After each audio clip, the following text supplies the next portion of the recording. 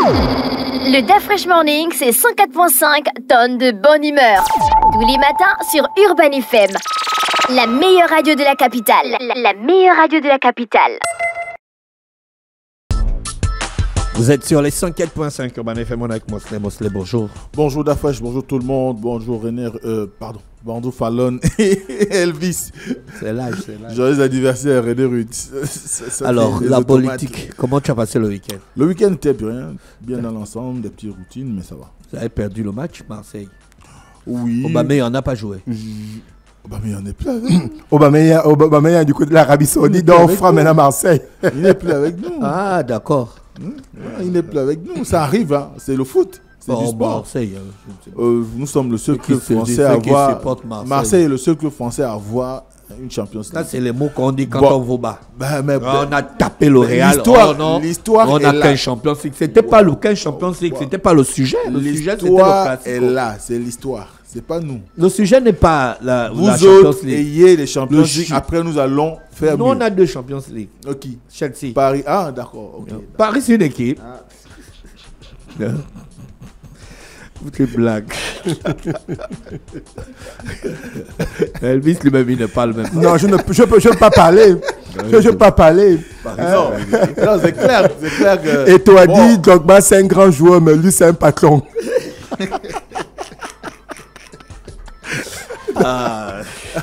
Paris, c'est pas une équipe. Non.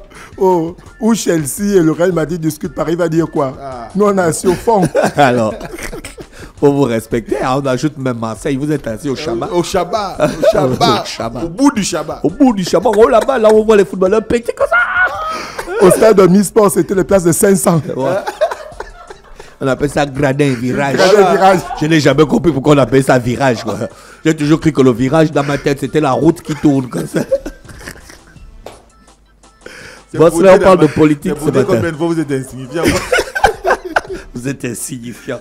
Alors ce matin, on parle de politique comme à l'accoutumée. On revient sur les activités qu'il y a eu le week-end. Les activités menées par de nombreuses formations politiques.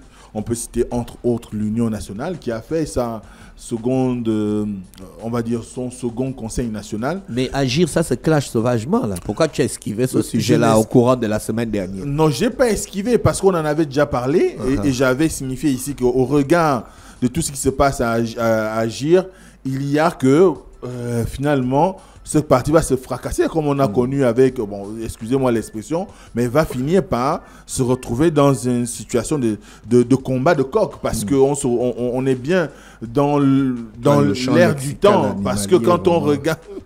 Vraiment, toi avec le champ lexical animalier... Quand on regarde bien ce qui s'y passe, c'est qu'aujourd'hui, le président intérimaire et le président statutaire se retrouvent en conflit parce que un a empiété sur le travail de l'autre, si on peut dire ça comme nous, les prébendes de l'autre, en l'occurrence le président statutaire comme on dirait, et qui est en même temps vice-président de l'Assemblée nationale, qui a engagé des initiatives unilatérales et qui font qu'aujourd'hui beaucoup au sein du bureau intérimaire ne comprennent pas nécessairement ce qui se passe parce que on leur a imposé d'ailleurs un certain nombre de choses à l'exemple de la décision du oui alors que le bureau ne s'était pas encore réuni pour dire s'il soutient ou pas le oui au référendum. Puis on leur a présenté un président. On a nommé un nouveau président intérimaire. Qui dit nouveau président intérimaire, ça veut dire que peut-être une configuration du bureau peut changer. Et j'aurais appris par c'est pas des bruits de couloir, mais par des personnes bien introduites, que le président statutaire aurait même été chassé du siège du parti au courant de la semaine dernière. Parce que simplement, l'action qu'il mène aujourd'hui, ce n'est pas une action qui concourt plus ou moins à l'unité du parti, mais beaucoup plus qui divise. Parce que, encore une fois, beaucoup ne comprennent pas aujourd'hui le positionnement du moins l'ambition de M. Ndomobian d'imposer ses vues individuelles à l'ensemble du groupe. Donc, à partir de cet instant, il nous faut avoir un certain nombre d'informations qui pourraient permettre à ce que nous soyons en mesure de pouvoir traiter cette information qui est quand même plus ou moins sensible parce qu'il s'agit d'un parti qui est arrivé il y a à peu près 2 ou 3 ans et qui était dans la lignée de se dire qu'il va contribuer de manière assez forte au changement, à la transformation économique et politique du Gabon, mais qui aujourd'hui tombe dans les affres de ce qu'on a connu avec le Morena à l'époque, avec le RNB, puis avec l'Union du peuple gabonais, donc l'UPG de Pierre Mamboundou. C'est dire qu'il y a comme chez nous une attitude qui fait qu'on a de plus en plus de situations au regard des intérêts de l'heure. Et je l'avais dit dans la chronique où on avait effleuré le sujet, que si on ne fait pas attention, il risque de se retrouver à dos. Du moins, il risque d'avoir à dos l'ensemble des militants de son parti. Parce que simplement, on a comme l'impression qu'il roule pour la bosse de Ndongbian. Alors qu'il y a un parti qui est là, c'est une personne morale. Et cette personne morale, on doit pouvoir consulter la base et le bureau intérimaire pour pouvoir travailler en synergie et arriver, pourquoi pas, à créer l'unité qu'on cherche et pouvoir avoir une conjonction de vues et qui peuvent amener à soutenir le oui, comme l'a fait par exemple l'Union nationale qui a organisé son second conseil national, comme je disais tout à l'heure, le week-end dernier, donc le 25, pour pouvoir interroger ces militants sur, du moins le collège de ceux qui ont participé à ce conseil national, pour savoir quelle est la conduite à tenir pour pouvoir aller vers le référendum qui pointe à l'horizon. On est sans ignorer que Paulette Missambo est la présidente du Sénat. Et à ce titre, elle a quand même besoin d'exprimer une certaine reconnaissance. Elle avait besoin d'exprimer une certaine reconnaissance vis-à-vis des autorités de la transition qui l'ont nommée à ce poste. Mais également, il y a un groupe de militants qui estimaient aussi, il y a encore quelques jours, que la configuration telle qu'elle est faite aujourd'hui ne donne pas nécessairement des gages du oui. Il fallait s'asseoir, discuter. Autour de 2 ateliers, ils ont organisé 2 ateliers pour pouvoir discuter en interne, non seulement du référendum, mais également de la transition.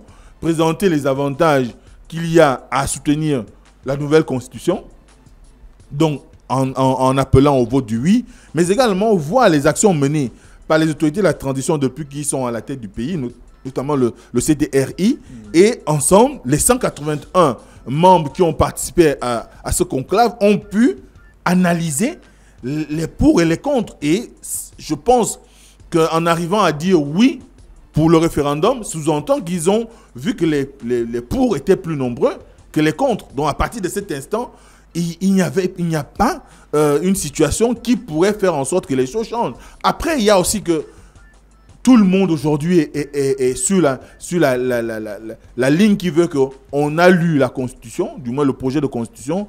La première monture présentait un certain nombre de situations qui n'étaient pas nécessairement favorables à tout le monde. À partir de cet instant, la constituante qui a eu avec le congrès du Parlement, a fait des amendements. Ces amendements ont certainement été pris en compte par le gouvernement lors de ces différents séminaires qui ont été organisés dernièrement. Et à la suite de cela, le travail qui est sorti, la constitution qui a été produite, ou le projet de constitution qui a été remis par le président de la transition au premier ministre de la transition, Raymond Donsima, on voit bien que là-dedans, il y a des choses qu'on peut aller lire, il y a des choses qu'on peut aller soutirer, il y a des choses qu'on peut aller analyser, mais toujours est-il, comme l'a souligné Tati Koumba, qui est Janine Tati Koumba, qui est la présidente intérimaire de l'Union nationale actuellement,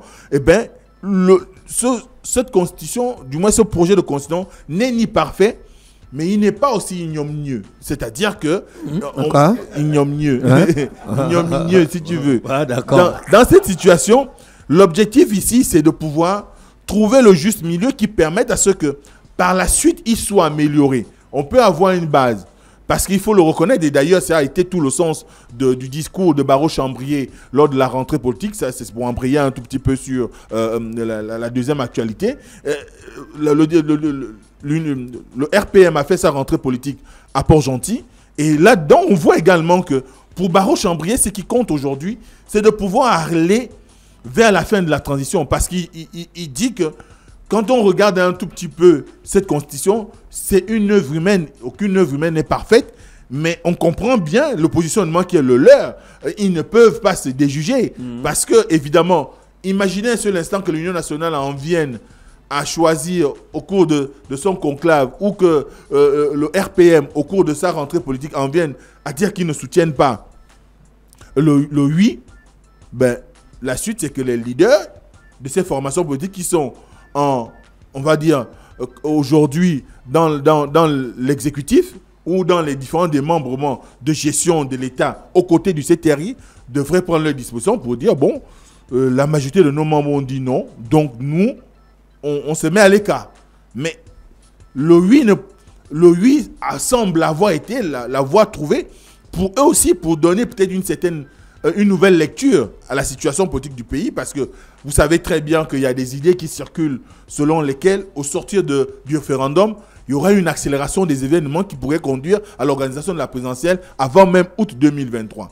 Bon, est-ce que c'est vrai? Est-ce que c'est faux? Mais la réalité est que, au regard de la situation qui est la nôtre, et la presque, on va dire, décision rapide de pouvoir aller vers le référendum au mois de novembre, alors qu'on tablait sur décembre, ça sous-entend qu'il peut y avoir aussi une volonté pour les autorités de la transition d'aller beaucoup plus vite, d'essayer de donner une respiration, parce que toute l'ambition aujourd'hui, c'est de créer un nouveau cadre qui soit capable de pouvoir donner des marges de manœuvre, non seulement aux acteurs politiques, mais surtout essayer un peu peut-être de revoir l'environnement pour les militaires. Parce qu'on est par exemple sous couvre-feu depuis 2020.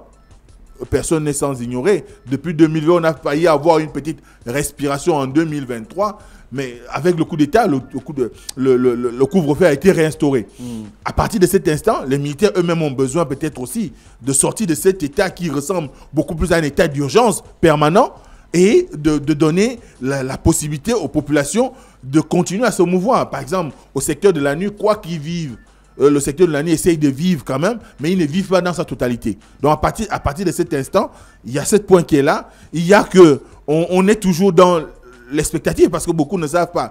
Est-ce que le président de la transition, le CTRI et tous les démembrements qu'on connaît de cette organisation pourront troquer le treillis pour le costume? On n'en sait rien, mais n'empêche qu'aujourd'hui, on a besoin d'aller vers une voie qui nous permette d'arriver à la fin de la transition. Mais cela ne passe, cela ne peut passer que par d'abord le référendum, puisque c'est inscrit dans le chronogramme du CTRI. À partir de cet instant, on va voir ce qui va se passer à la suite du référendum et qui pourra peut-être nous donner des gages de ce que les militaires ont l'intention de raccourcir la durée de la transition ou qu'ils aimeraient aller jusqu'au bout, donc c'est-à-dire jusqu'au 30 août, du moins au mois d'août, pas au 30 août, mais au mois d'août 2025, et par la suite organiser l'élection présidentielle qui pourra peut-être donner des gages maintenant d'un retour à l'ordre constitutionnel, puisque même s'il y a le référendum au mois de novembre, le 16 novembre pour être précis, il y a que cette constitution ne sera appliquée qu'après l'organisation de la présidentielle. Ce n'est pas après le référendum, mais c'est après la présidentielle. Donc, c'est ce que j'ai cru lire dans les différents décrets qui ont été pris et les arrêtés. Donc, à partir de cet instant, on voit bien qu'il y a un besoin qui est là. Au sortir du référendum, il faut que très vite, on mette en œuvre le retour à l'ordre constitutionnel et qu'on ait des gages qui permettent aux uns aux autres de se préparer et de travailler à créer cet environnement propice à l'émancipation des populations, à l'émancipation du Gabon, aussi le plan économique et politique. Mais en l'état actuel des choses, comme tu l'as souligné, des partis comme Réagir, bon, on ne sait pas, peut-être qu'ils pourront trouver, on va dire, un consensus et aller négocier à nouveau entre eux, se retrouver, discuter, et puis, au sortir de là, pourront également organiser soit un conseil national, ou pourquoi pas une assemblée, un congrès, ou peut-être une nouvelle organisation qui ferait que, eh bien, ensemble, avec les militants, dont bien les siens, trouvent la voie qui leur permette de véritablement s'inscrire soit dans la logique du oui ou dans la logique du non. Mais tel que c'est présenté aujourd'hui, on est dans une lecture qui ferait que beaucoup se demandent à quoi joue le vice-président de l'Assemblée nationale. Est-ce qu'il roule réellement pour son parti, pour un apaisement politique au Gabon, ou il est beaucoup plus dans des intérêts égoïstes? Parce qu'il faut savoir qu'aujourd'hui, de plus en plus, ce qui ressort, c'est que parmi les acteurs politiques qui sont engagés dans la gestion de l'État, aux côtés du CTRI, militent pour eux-mêmes, personne ne se soucie de leur appartenance de son appartenance politique, ou encore personne ne se soucie en réalité on va dire du bien-être des Gabonais, dans la mesure où quand on écoute un certain nombre de discours qui sont soit en rapport avec le repli identitaire, soit avec des relents communautaristes, avec des discours qui appellent beaucoup plus à aller dans le sens de soutenir le président de la transition lors du référendum, alors que l'ambition aujourd'hui, c'est de pouvoir créer une osmose qui présenterait les bienfaits de la nouvelle constitution. Parce que il faut bien qu'on analyse, les Gabonais vont lire, mais il faut que les acteurs politiques qui sont réellement engagés pour le oui présentent les aspects positifs, que ceux qui sont engagés pour le non présentent les aspects négatifs, et qu'ensemble, les Gabonais, en écoutant les uns les autres, soient capables de faire la synthèse du bien, je n'ai pas envie de dire du mal, et du moins bien. Et à partir de cet instant, ils trouveront le juste milieu qui doit leur permettre d'aller tous vers soit on vote pour le oui ou on vote pour le non. Sachant qu'aujourd'hui, en l'état actuel des choses, et vu le comportement des uns et des autres, et même on peut dire l'attitude même du CTRI, quand on voit le dernier communiqué du CTRI, il a été la bienvenue, mais il est venu très tardivement, dans la mesure où c'est les grèves qui sont reprochées là-dedans. Pour beaucoup, on a l'impression qu'à chaque fois que le Parti démocratique gabonais fait sa sortie, c'est là où le CTRI sort pour dire « essayez un tout petit peu de ne plus nous citer dans vos choses ». Mais quand les gens disent officiellement qu'ils vous soutiennent, vous pouvez faire 1000 communiqués, c'est rentrer dans l'esprit de la population qu'ils ont dit qu'ils vous soutiennent. À partir de cet instant, un communiqué comme celui-là, et qui sort au lendemain d'une assise nationale du Parti démocratique gabonais, ce n'est pas bien passé aussi. Et là, tu as vu comment beaucoup de personnes sont sorties du bois pour dire il faut que le CTRI éclaircisse les positions. Est-ce qu'ils sont réellement en deal avec le PDG ou pas?